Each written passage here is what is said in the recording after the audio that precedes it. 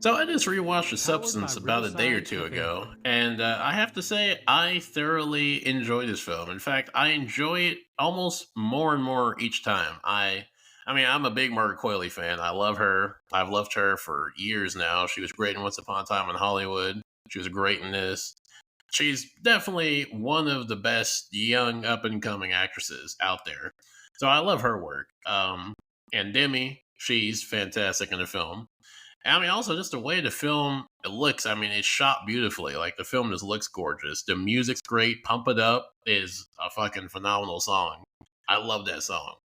But what I wanted to talk about with the substance is, not the themes and the social commentary really, but what I wanted to talk about was the actual the substance, the drug in the film, because the drug, the way the substance worked is kind of what when I first watched the film, I was a little bit confused on if this film was supposed to be like a sci-fi or like a fantasy film because the way the substance work is fucking crazy because well, first of all, the company that makes the substance is completely mysterious. Like nothing is revealed of how the company works, who owns the company, who runs the company, where the company's at, where it came from.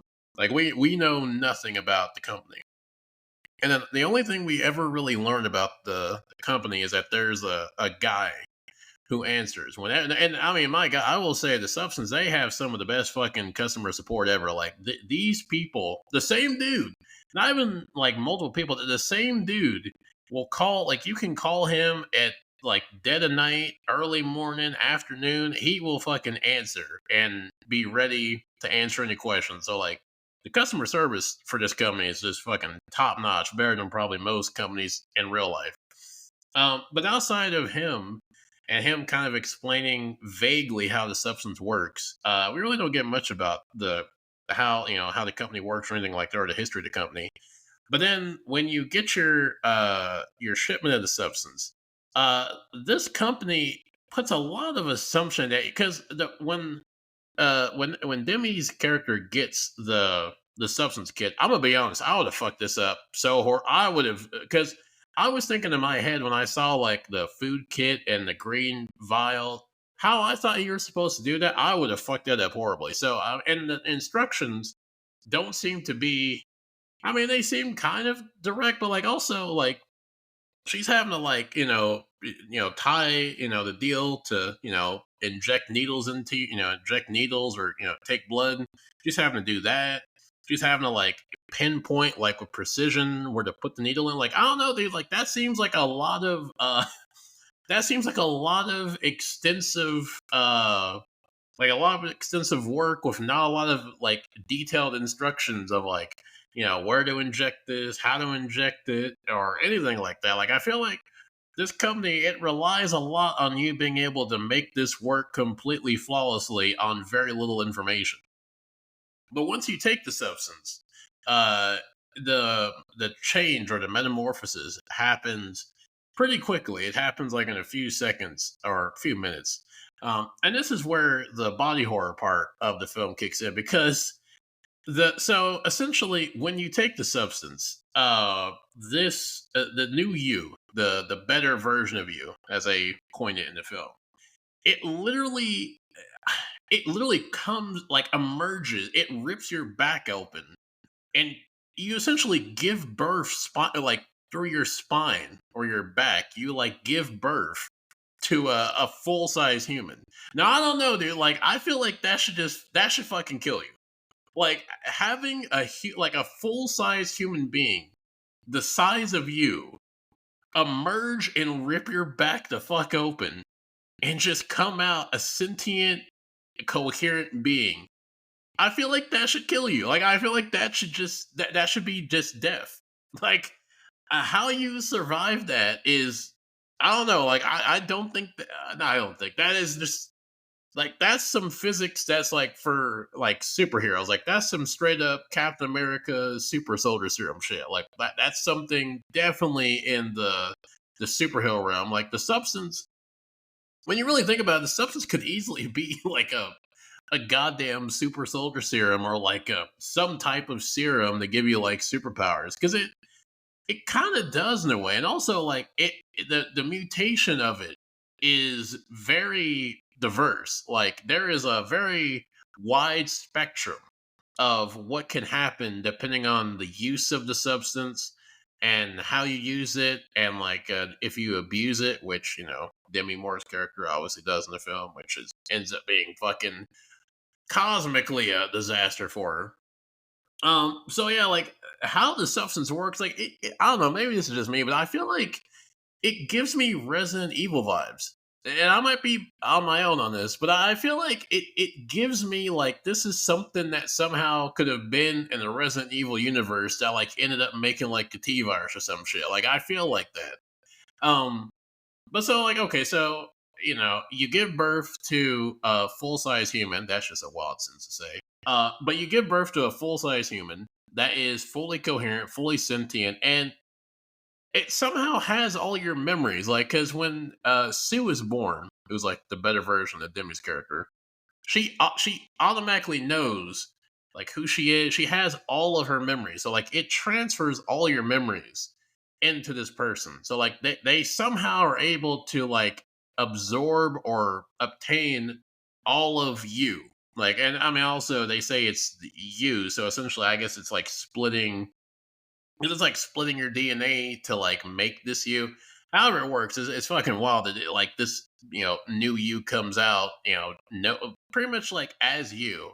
And this is something. This is where there's been some debate about the film about whether this other version of you is you, or is it just like someone who is like you, because the way the film portrays it is kind of strange, because at first it seems like they're the same person and she's just switching back and forth from being Sue to being her normal her, and then going back and forth. But as the film goes on, it seems like they're two different people.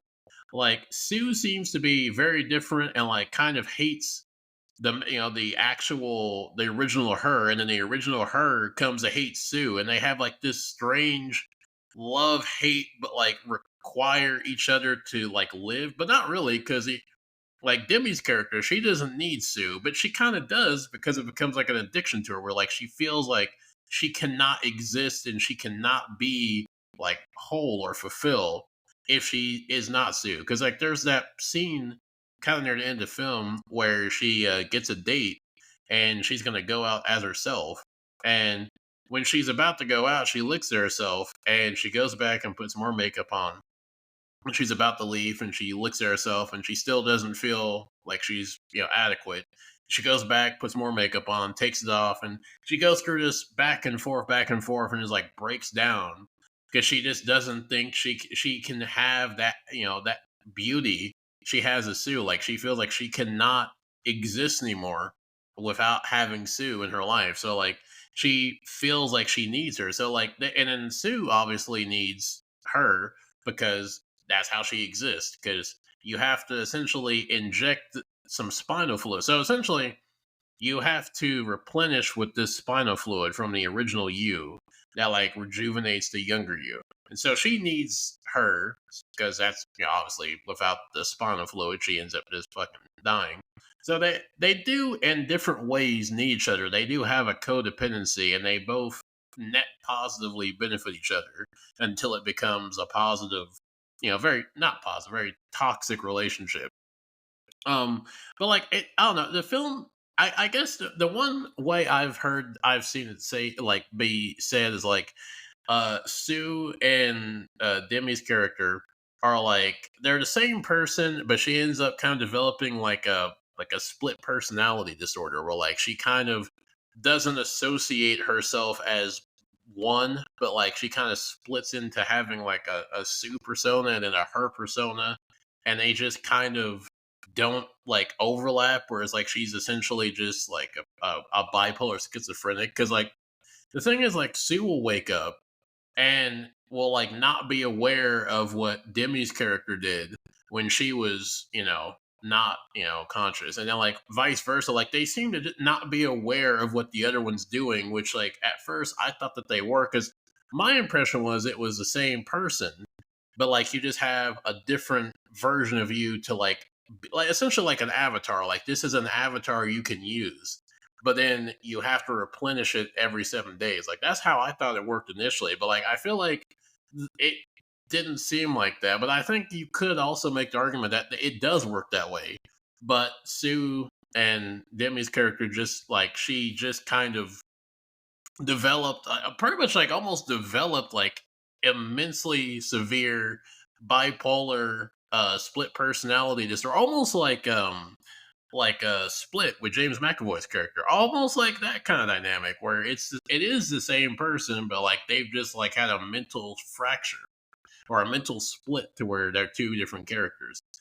So that was kind of interesting, and even after rewatching it, I think the conclusion I've come to is I think it's definitely the same person. I just think that Demi's character just develops like kind of like a psychosis and an addiction to this, to where like she ends up splitting, or like to where it does feel like two people to her.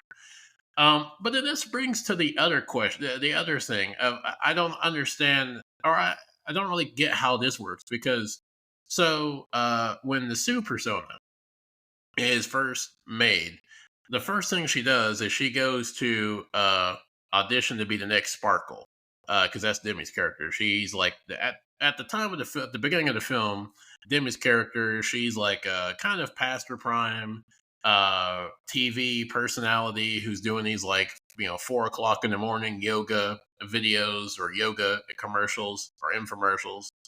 And so she's pretty much being, phased out pretty quickly. Um, and so they're looking for, uh, the young, vibrant, gorgeous woman, young girl to replace her. And so Sue goes to the audition that they're having, the open audition, and she ends up, succeeding, and she ends up getting the gig as the new it girl. But then, like, I don't know, it brings up the question because there's other people in this universe that have the substance, because there's like area you have to go to get your like kit to like replenish, and you see that there are other lockers that people have been using. And then there's also the main guy who ends up recommending her the substance, where he's the nursing assistant at the beginning of the film. And like even that, like, how does that work? Like, I mean, how do you? Because like Sue has no, there's no history of her. She doesn't actually exist. Like, so she gets signed on to this studio, or so not like I guess it's a like a label, or like pretty much like a studio. She gets signed on to like the major studio, and it's like, well, how does that work? Because like they're obviously gonna need to know like your background. They're gonna at least need to know like your banking information, your social security, something like, because like how does that work? Like they go to look for you, like just naturally as an employer would do, and you don't even exist. It's like how do you get around that? Like, I mean, how do you like that's something I wondered, like even with the nursing assistant, because like to work in a hospital, you kind of have to go through a pretty intensive, not like a overly rigorous vetting, but like it's pretty rigorous. Like they do a background check, they like look into your background and things like. So like, how do you, like, unless you somehow are able to forge all that, which I don't know. Like, I don't know. Like, I guess would that be? Because I know people do that in real life. Would that be overly difficult to just like forge like a birth certificate? Because like you'd have to pretty much make someone's entire life completely fabricated. Like you'd somehow have to fabricate and make like birth certificates, parents, a hometown, social security, a residence. Like there's so much shit that you have to do that that like I don't know how like most people like Sue, because like Sue, once she is like she's like born, quote unquote, she straight goes to like the audition. So it's not like she even has time to like set up how to like a social security or anything like that. I mean, maybe you could say she did off screen, but it's never implied that she did that. So it's kind of interesting. Like, how do you exactly, like, how do these young versions of these people exist in the world because like getting a job would be kind of awkward because like you don't exist. Like there's no you can't get an ID, you can't get a license, you can't get anything. So it's like, how do you actually like? I mean, unless you're just like ultra wealthy and you just like want a young avatar just to chill and do whatever you want to. I mean, that works because you don't have to worry about anything. But like, if you're just like a normal person or just like an above average person, like someone that has a little bit of money, how do you exactly like? I don't know how you're able to really do anything as this new version of you because you can't get a bank account. You don't have a bank account. I mean, I guess you can use your cards from the actual you instead of actually getting a new bank account. But like even still, like you can't get a job. You can't. There's a lot of things you can't do because this person does not technically exist and never did exist. So like that's something I wonder about because the substance. It doesn't seem like this is a readily available drug in this universe. Like it seems like this is a definitely a under the table black market trying to not be caught by the feds or whoever type of drug. So it's not like this is like a public drug that people are aware of that people know about. So it's going to be kind of obscure to run into people that like it's going to be like pretty hard like an obscure to like run like chance to run into people that have actually used this and are like another version of themselves. Like it doesn't seem like that's something people are aware of in this universe. Like it's something that's kind of under the down low and you have to like know someone to know somebody to actually be able to get the substance. So it's not even like it's public knowledge to where like there'd be a system in place for like replicas or like substance versions to like be able to register.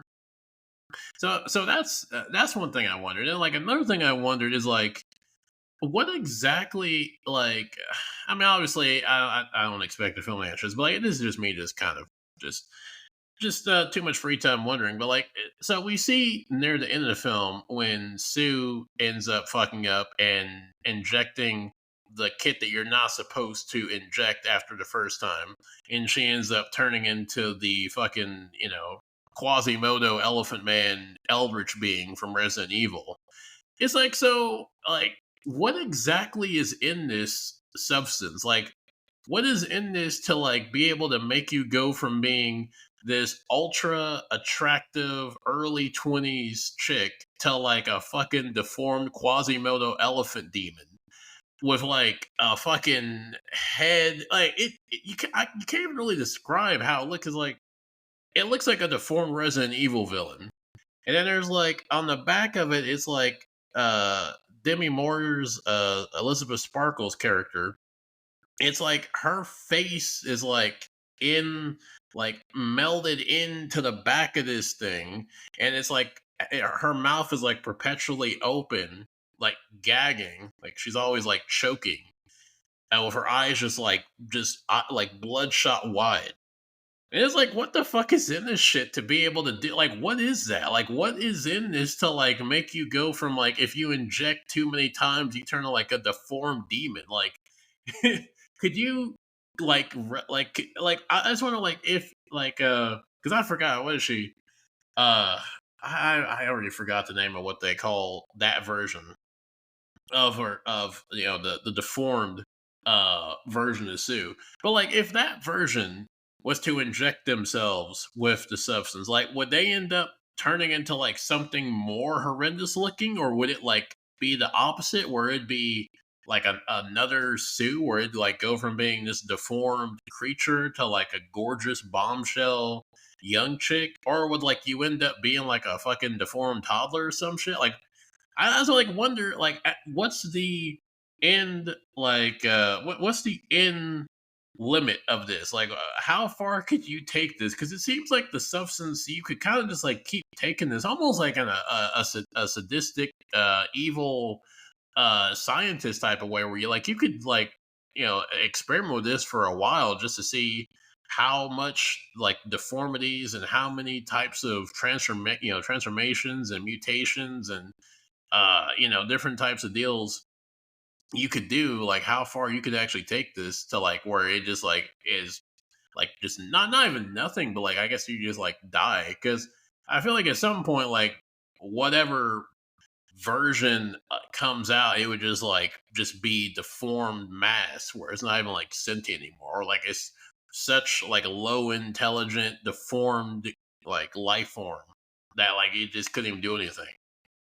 Like I don't know, like that's something I wondered about. And like I mean, also the substance. This is definitely a film that is a one off film. This is not a film that really.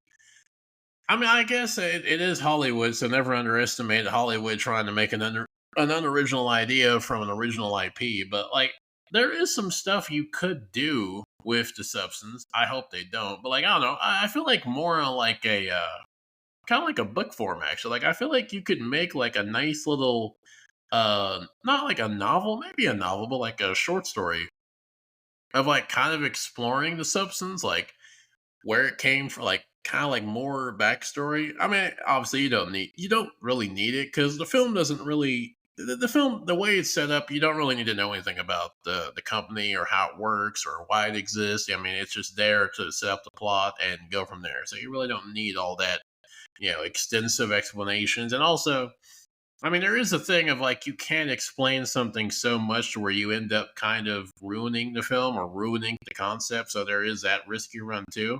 But I don't know. Like I think it'd be kind of cool just to learn like just a little bit more about the substance because it is fascinating and like seeing what it does, like seeing the various different stages it can take and like what can happen if you just like excessively abuse it and like how it can like create different deformities, different mutations, different transformations. I think it's pretty interesting. Like I think you could do some of that. Like you could make like a like I said, like a Resident Evil style type of spinoff from it, where you just have like all these like eldritch, mutated Fallout abominations you've made from it. But that's just me going on a whole headcanon type of rambling. But yeah, that's all I really have to say about the substance, at least about that aspect of it, because I think it's kind of interesting just to kind of talk about the drug itself. Because I mean, people have talked about other parts of the film excessively, but this is just part of the film I just been kind of thinking about, especially after rewatching it. But with that said, I think I'm gonna call it a day here, and I will see you good people later.